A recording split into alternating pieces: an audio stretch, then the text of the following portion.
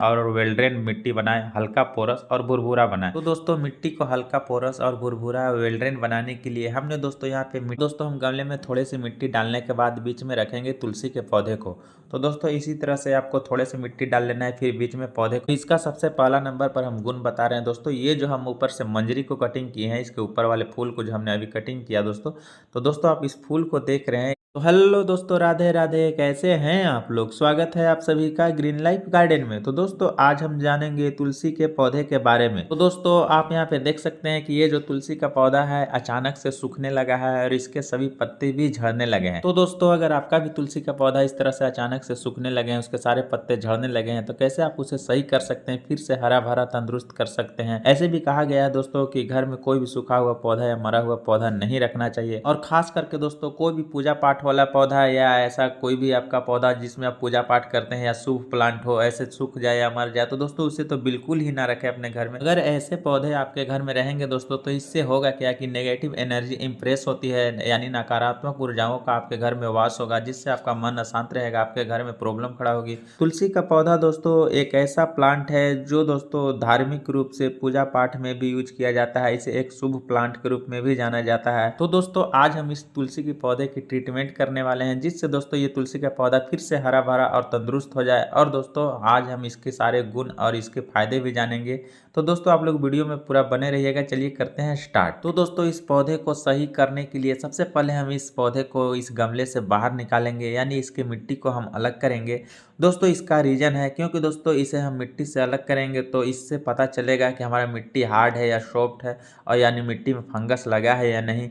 दोस्तों अक्सर जब बरसात ख़त्म होता है, तो बरसात के बाद दोस्तों जब ठंड स्टार्ट होता है, तो दोस्तों होता क्या है कि हैवी बारिश होने की वजह से पूरे बरसात भर पौधे जो गमले में या ग्रो बैग में रहते हैं, तो उसमें कभी कभी ऐसा होता है दोस्तों कि या तो मिट्टी में फंगस लग जाता है, जिससे दोस्तों पौधे अचानक से सूखने लगते हैं, या तो पौधे के पत्ते झड़कर यानी पीले होने लगते हैं, पत्तियां झड़ने लगती है, या दोस्तों फिर हैवी बारिश की वजह से ग्रो बैग गमले की जो मिट्टी है वो हार्ड हो जाती है, बैठ जाता है।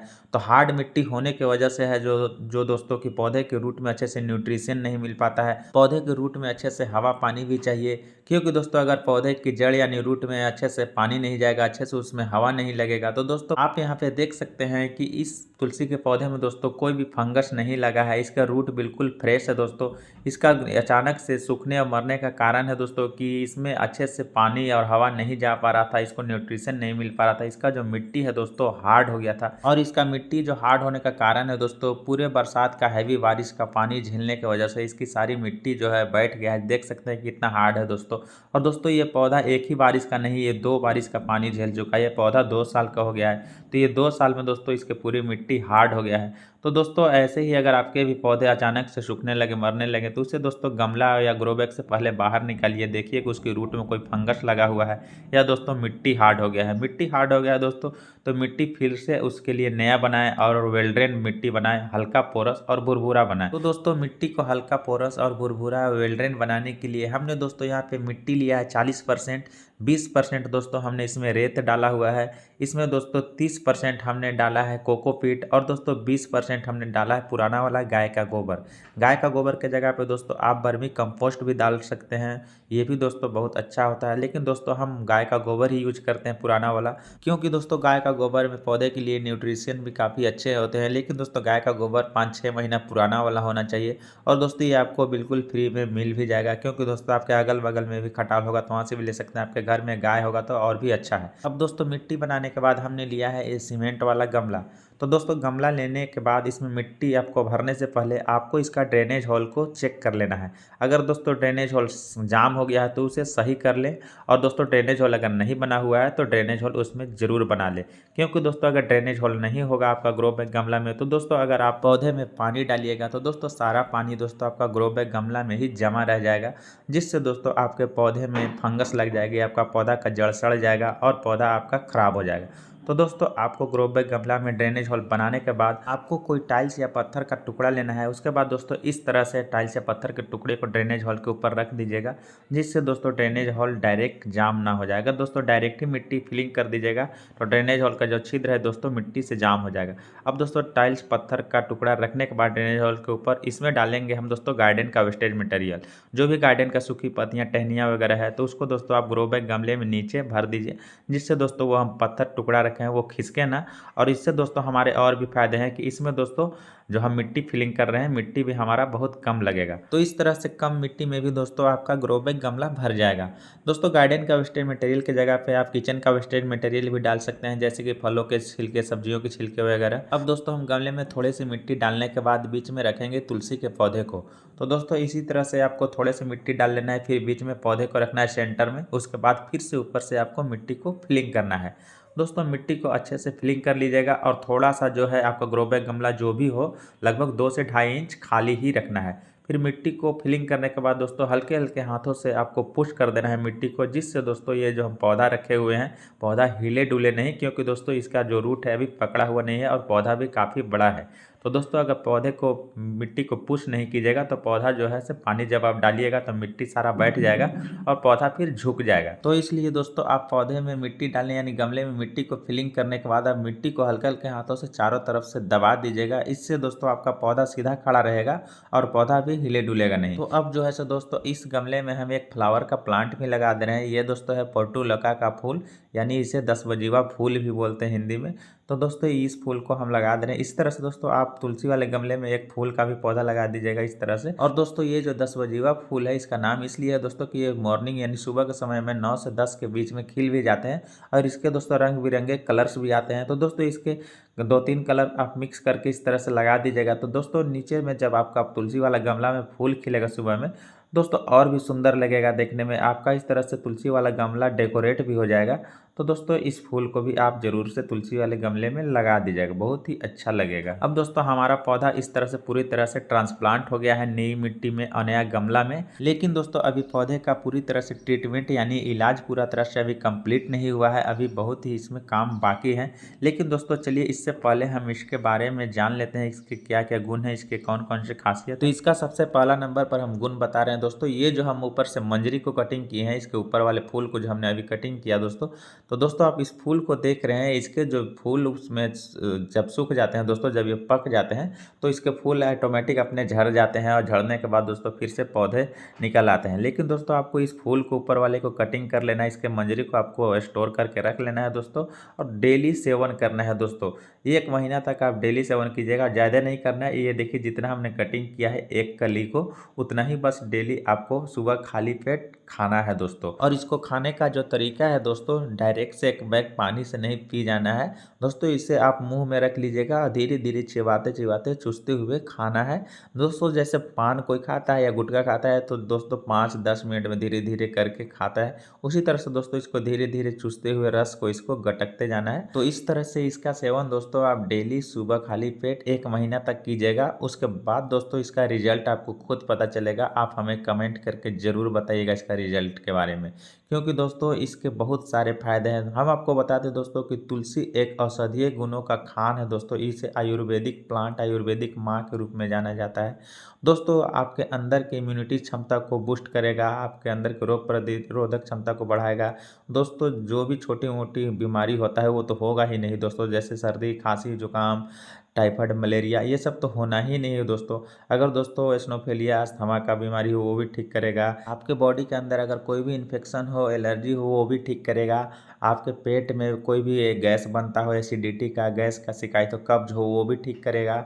आपके खून को साफ करेगा, आपके त्वचा में ग्लोइंग लाएगा, बहुत सारे फायदे हैं दोस्तों। तुलसी का पौधा जो है दोस्तों ऐसे भी आपको कहीं सड़क किनारे में अगल बगल उगा हुआ मिल जाएगा, कहीं फील्ड में भी इधर उधर मिल जाता है दोस्तों। इसके जो गुण और खासियत जानता है वही इसकी कीमत को समझेगा दोस्तों। इसका जो मंजरी है दोस्तों 5,000-6,000 रुपये केजी तक बिकता है। लेकिन दोस्तों यहाँ पर क्या है कि इसके गुण और खासियत सभी को पता नहीं है।